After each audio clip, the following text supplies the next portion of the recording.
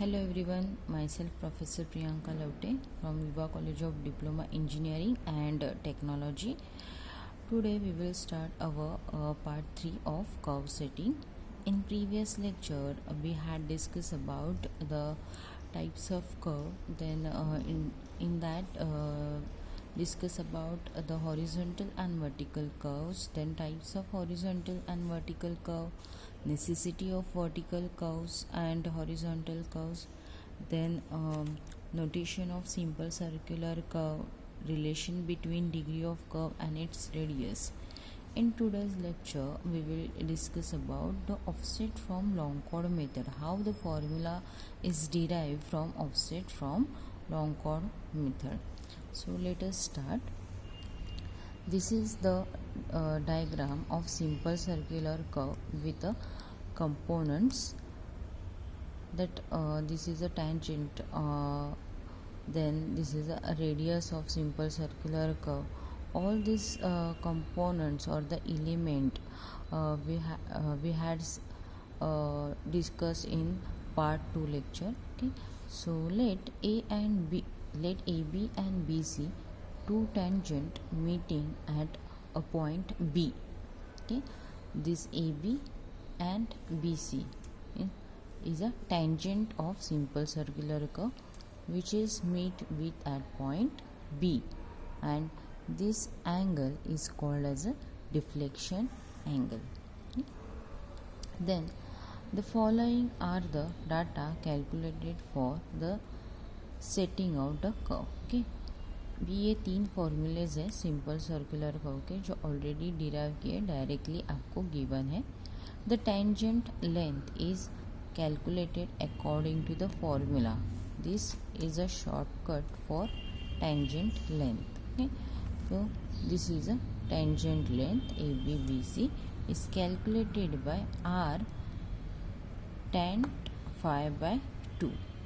Okay, then next the length of curve is calculated according to the formula. Okay, this is a curve length T1 d T2. This is a curve length is calculated by is equal to pi r phi upon 180 degree. And third one is the length of long chord is calculated by, it is denoted by capital L. This is the length of long chord, that is T1 E T2. It is denoted by L and it is called as long chord. It is calculated by 2r sin phi by 2. Okay, so ये जो 3 फॉर्मूले हैं वो important है. 3 फॉर्मूले कौन से? Tangent length, curve length and long chord. Okay, next let AB and BC to the curve. Okay, AB and BC is a tangent to the curve. Let AB and BC, this AB and BC. Next one, T1 and T2 is two tangent point. That T1 and T2 is called as a tangent point. This T1 and T2 is called as a tangent point. Next one, T1 E T2 is denoted by L and it is called as a long chord. Okay, so T1 E and T2 is denoted by capital A and it is called as a long chord. Then AD is equal to O0 and the offset at midpoint of T1 E T2. AD, this ED is a denoted by this O0, and this is the offset of long chord T1 E and T2. Next one is the PQ. PQ is equal to OX. This PQ is equal to OX. The offset at distance x from E and is EP is equal to x. Okay, PQ क्या है? Offset from distance offset from point E and distance is denoted by x. So EP distance is called as small x. Okay, then this OD, OT1 and OT2 is a radius of curve. Okay, now in triangle OT1 अभी कौन सा triangle consider करना है? This triangle O T1 E1. Okay, अभी T1 E and T2 total जो cord length है उसको denote करते हैं कैपिटल L से. सो T1 एंड E तक का डिस्टेंस होगा उसको क्या बोलेंगे? L/2. ओके, T1 E तक का जो डिस्टेंस रहेगा वो क्या रहेगा? L/2. So T1 E is equal to L/2. Now अभी क्या कंसीडर करना है यहाँ पे देखो. नाउ इन ट्रायंगल OE, अभी OE कैसे कैलकुलेट करेंगे? OD, this OD distance minus DE.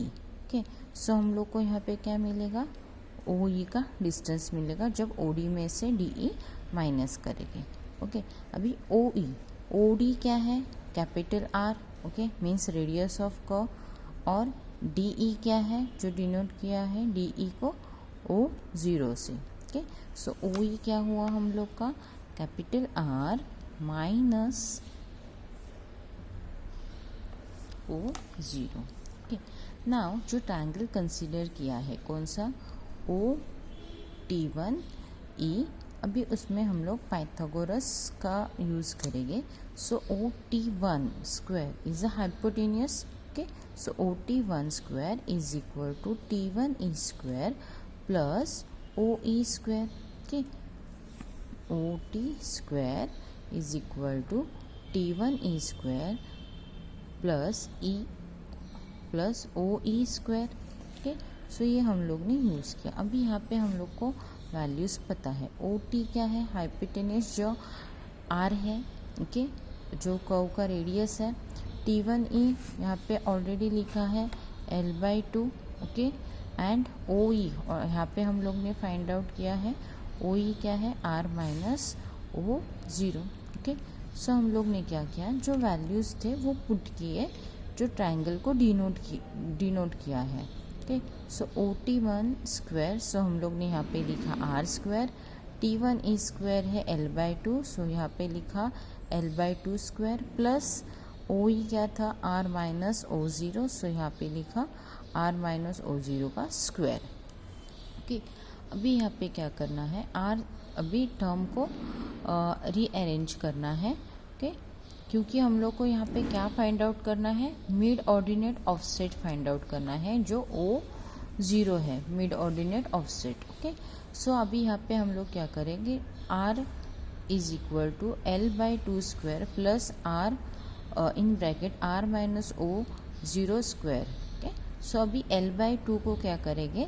Left hand side लेके आएंगे एंड जो राइट हैंड साइड का टर्म है वो एज इट इज़ ऐसे ही रखने वाले. ओके, सो R स्क्वायर L/2 को लेफ्ट हैंड साइड लेके आएंगे यहाँ पे एंड ये टर्म को एज इट इज रखा. अभी क्या करना है? ये जो स्क्वायर है, ओके, राइट हैंड साइड पे जो स्क्वायर है उसको हमको निकालना है. तो हम लोग को क्या करना पड़ेगा? ये जो लेफ्ट हैंड साइड वाला टर्म है यहाँ पे वो स्क्वायर को मैंने अंडर रूट में डाला.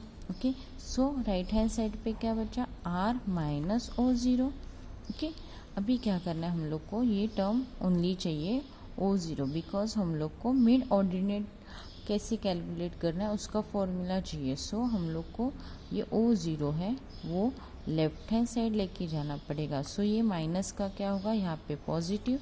ये R एज इट इज़ यहाँ पे रखा और ये जो अंडर रूट में होल टर्म है वो हम लोग को राइट हैंड साइड में लाना पड़ेगा. So R minus L/2 the square under root में वो टर्म यहाँ पे लाया.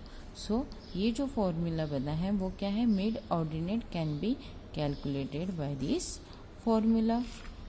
ओके, अभी ये मिड ऑर्डिनेट का फॉर्मूला है. अभी कहाँ पे?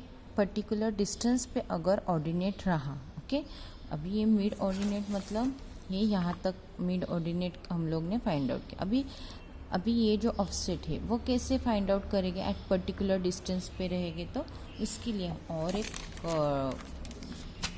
डेरिवेशन है कि वो एग्जैक्ट फॉर्मूला हम लोग उसे बोलते हैं। ओके, अभी अगेन डायग्राम को ड्रॉ किया है मैंने यहाँ पे, और यहाँ पे एक डिस्टेंस लिया है, ई से एक्स तक का डिस्टेंस लिया है, और वहाँ से एक क्या किया है, ऑफसेट मारा है। ओके, तो ये ऑफसेट को नाम दिया है क्यू। ओके, और इसको ये डिस्टेंस को डिनोट किया है ओ एक्स से।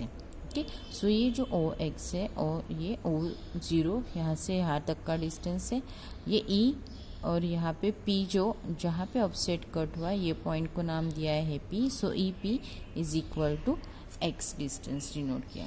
और ये जो ऑफसेट यहाँ पे कट हुआ है, सो ओ से लेके ओरिजिन से लेके ये क्यू का जो ऑफसेट अपर पॉइंट है जो कर्व लेंथ पे है वो हम लोग ने क्या किया है, ज्वाइन किया। अभी हम लोग ने यहाँ पे क्या किया, ये ट्रायंगल को कंसीडर किया है ये डिस्टेंस फाइंड आउट करने के लिए। Okay, so O Q square, अभी O Q again same Pythagoras theorem जैसे हम लोग ने प्रीवियस में किया, सिमिलरली यहाँ पे करना है, बस ट्रायंगल जो कंसीडर करना है वो ऑफसेट से जो ज्वाइन किया है, यहाँ पे जो ऑफसेट मारा है वहाँ से जो ज्वाइन किया है वो ट्रायंगल कंसीडर करना है। Okay, so O Q square is equal to Q one square plus O Q one square. Okay, देखो अगेन ओ क्यू, अभी ये क्या किया है, यहाँ पे ऑफसेट मारने के बाद एक लाइन हम लोग ने मिड ऑर्डिनेट पे टच किया है और बाइसेक्ट किया है और उसको नाम दिया है Q1। सो ये नाम है O, ये नाम है Q, और इसको नाम दिया है Q1। So O Q square is equal to Q1 square on O Q1 square.